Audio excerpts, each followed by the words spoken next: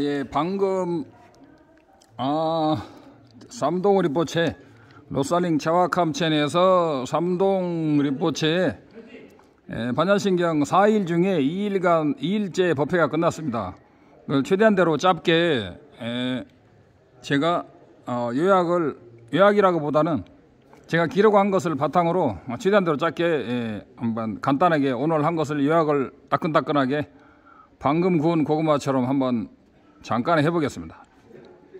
그래서 오늘은 제가 적은 걸 쭉 바탕으로 하자면, 불법의 핵심인 공성을 잘 알지 못한다면 출리심과 그 이타적인 속죄의 보리심을 아무리 노력해서 수행한다 하더라도 스스로도 윤회의 고통에서조차 벗어날 수 없다.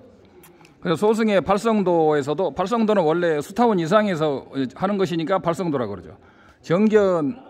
정견을 모른다면 윤회에서 벗어날 수 없다. 그 다음에 공성을 깨치는 이외에 그 어떤 다른 노력을 많이 수행한다 해도 해탈의 직접적인 원인이 되지는 않는다. 연기적 공성, 상호우전을 알아야 되고, 공성은 연기의 뜻임을 통찰해야 된다. 그래서 이런 공성의 핵심을 깨치기가, 똑가워라는 건 약간 깨치기가 어렵다고 그랬는데, 그러나 먼저 절대적 독립적 불변의 또는 일체 이전의 나, 이건 제가 지어놓은 겁니다. 일체 이전의 나라는 이런 한국식으로 제가 표현한 거예요. 이런 외도들에서 말하는 절대아, 참나라는 것은 없다는 것을, 참나라는 말도 제가 번역한 거예요. 먼저 잘 알아야 된다. 그래서 그 이름 붙여서 또는 현현함으로서만 연기하는 이러한 그 연기의 법칙, 또는 진실로 독립적으로 존재한다는 그 나라는 것은 절대 있을 수 없다. 그 다음에 어떤 정확하게 그 분석하는 방법이 있는데, 온각경이나 이런 데에 나오듯이, 논서에 나오듯이 어떤 형식으로 분석을 해도 어떤 고정적인 독립적인 나라는 것을 절대로 얻을 수 없는 것.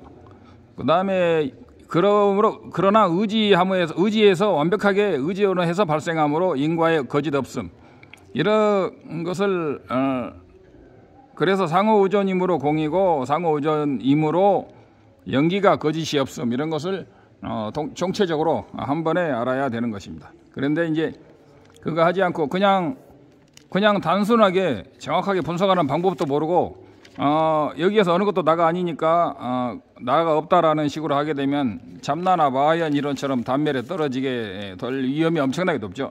소승에서도 공성을 증득하지 못하고서는 성자 수타원 경지에 도달하거나 일체 번뇌를 소멸하는 아라한의 경지에 이를 수 없다. 그 다음에 팔천성을 강의하는 경우는 별로 없지만, 반야신경은 요새 널리 강의되고 짧으니까 그렇다. 널리 강의되고 있다. 그래서 이 반야신경과 현관장엄론, 그래서 우리가 중론이나 현관장엄론을 항상 동시에 이해해야 된다. 반야신경 공성에 관한 것과 깨달음의 단계를 반드시 동시에 이해해야 된다. 그래서 반야신경은 20년간 부처님께서 설하신 반야부의 핵심이라고 볼 수가 있다. 그래서 이 반야신경의 법문을 듣고 설하는 이런 대중들은 복력이 크다고 볼 수 있다. 그러나 여기서 말하는 이 참나 이론이라 텅 비었다거나 일체 이전의 나다, 이런 식으로 공성은 절대 아니인가다 그래. 그 다음에 그 이제 티벳 말로 하다 보면 그 한국이나 중국에는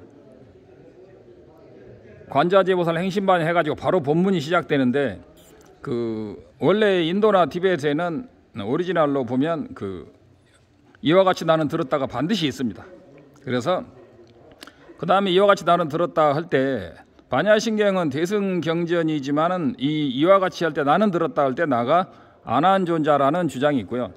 그리고 대승의 경전을 결집하신 주체는 그 금강수보살, 티벳 말로 자나도제 금강수보살이기 때문에, 그 금강수보살이라는 것은 대세지보살의 밀교적인 이름입니다. 분노전의 이름인데, 그래서 대승의 경장을 총 결집하신 금강수보살이라는 대승이기 때문에, 반야경은 이와 같이 나는 들었다 해서 금강수보살이라는 이야기 두 가지가 있습니다.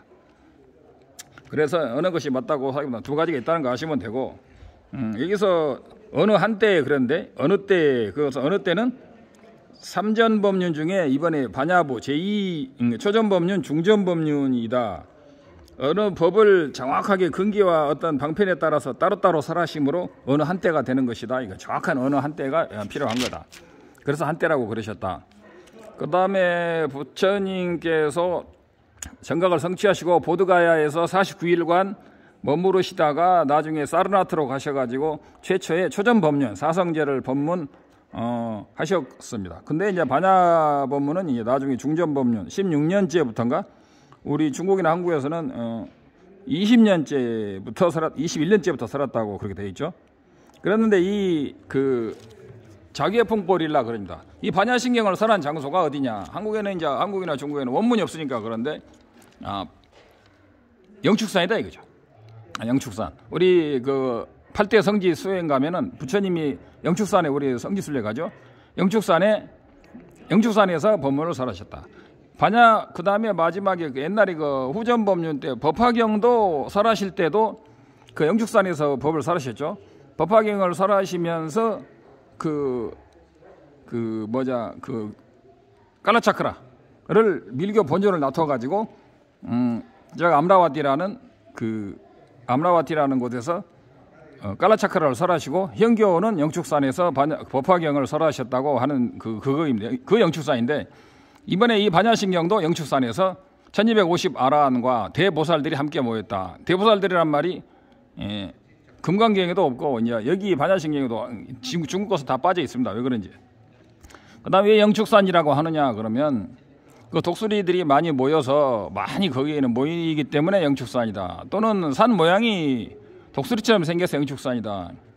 그다음에 또 하나는 그 부처님께서 법문을 하실 때 허공에서 천상과 비인들 수많은 보살들이 진짜 허공을 가득 채운 독수리처럼 이 영축산 주변에 날아 들어와서 그 법문을 들었기 때문에 독수리산이다. 신령스러운 독수리산이다 이 말이죠. 그래갖고 이름이 있다는 말이에요. 그러면 그런 작은 공간에서 어떻게 수천 명, 수만 명, 수십만 명의 법문을 들었냐 하면은 이 법화경을 들을 때 사람들은 다 신통력이 있어가지고 허공에서 법자를 깔고 들었다고 뭐 그런 얘기를 제가 들었습니다. 그래서 삼문항화 시자회 이건 아니구나. 이건 다음에 제가 하고요. 그 다음에 쌍계기티. 그 다음에 이제 사리불이 부처님의 가피에 의존해서 관세음보살께 질문을 합니다. 그래서 그 사리불은 그 소승의 아라한이기 때문에 대승을 대론하기에는 역부족이다 이거죠. 아라한이라도 역부족이기 때문에 오직 부처님의 가피에 의존해서 그 관음보살과 문답을 하고 질문을 할 수 있는 것입니다. 그래서 이 순서에는 반야신경의 순서는 사리불이 질문하시고 그 다음에 관음보살이 대답하시고 그 다음에 마지막에 부처님께서 옳다라고 티벳 말로 렉소라고 인가하시는 이런 세 번의 순서로 되어 있습니다. 그래서 그 사리불 전자께서 그 부처님의 가피에 의해서 대승에 이제 질문을 하는 거예요. 그래서 선남자 선예인이 반야신경을 세랍기 발월도 진파 육바람일 중에 지혜바람일을 수행하려고 한다면 사는 보살들은 어떻게 수행을 합니까? 어떻게 관찰하고 어떻게 생각합니까? 이렇게 이제 물어보는 거예요. 이게 금강경하고 약간 비슷하죠. 그러니까 이제 관세음보살께서 대답하시기를 그러니까 금강경하고 비슷한 것이 어떻게 지혜의 바람이를 보살들은 수행합니까? 어떻게 보고 어떻게 관합니까? 그러니까 그 금강경에도 그게 나와 있지만 이 반야신경에도 역시 그 최고의 요약에서 나왔는데 관음보살께서 한국이나 중국에는 한문본에는 이제 이런 것이 없죠. 이제 여기서부터 나오는 거예요. 관음보살의 이제 질문하고 대답부터 나오는데 관음보살께서 삼모 쬐바닐라 남바르 따싱 풍뽕아포 대당라양 낭싱이 똥바레 남바르 양당바르 제수따오. 그래서 그런 심오한 공성을 관하되 오온 또한 자성이 없다는 것을 올바로 관해야 된다 이런 것이에요. 그래서 이 관음보살의 대답은 크게 두 가지 단계로 나눠져 있습니다. 그 일반 근기와 상근기로 나눠져 있는데, 최상근기는 거의 전생에 초지보살 이상, 찰나에 100개 이상의 몸을 놔둬서 100개 이상의 불세계의 그 부처님의 법문을 들을 수 있는 거의 초지보살 가까이 된 사람. 들에게 이제 최상근기들에게 가라는 설과 일반 왕보տր보라고 해서 일반 보살들에게 설하는 것이 있죠. 그래서 일반 왕보տր보에게 설하는 것은 크게 네 가지가 있죠. 그 자량도와 가행도의 삼매, 그다음 두 번째 견도 삼매, 세 번째 수도 삼매, 네 번째 무학도, 부처님의 경지에 이른 삼매에 대해서 순서적으로 하는 것입니다. 그다음에 마지막 이것을 요약해 가지고 그 최상근기에게는 한마디로 다시 한번 정리해서 말씀하시는 이런 네 단계가 있다 이거죠. 그래서 우리는 이제 이런 것이 그래서 이제 부처님 그래서 이제 똥반익이 될라 공성의 뜻을 거칠게라도 이해를 하려면 반드시 먼저 각자를 알아야 된다 그랬죠. 각자를 모르신 분들은 제 앞에 강의 각자를 찾아보세요. 각자라는 것은 뭐냐? 뭘 차단하느냐? 무아 그러면은 우리는 무턱대고 무아라다 그러는데, 공 그러면 무턱대고 공하다 그러는데 절대 그런 게 아니다. 반드시 각자. 무아 그러면 나를 전체적으로 부정하는 것이고 아니고 나에서 독립적인 나, 영원한 나, 변하지 않는 나, 이런 것들을 부정하는 것이다. 이 부정하는 거, 그게 각자라고 하는 거야. 그걸 모르고 무조건 나를 부정한다고 생각하고 내가 텅 비었고 내가 없다고 생각하는 그런 것들은 완전히 외도견해다.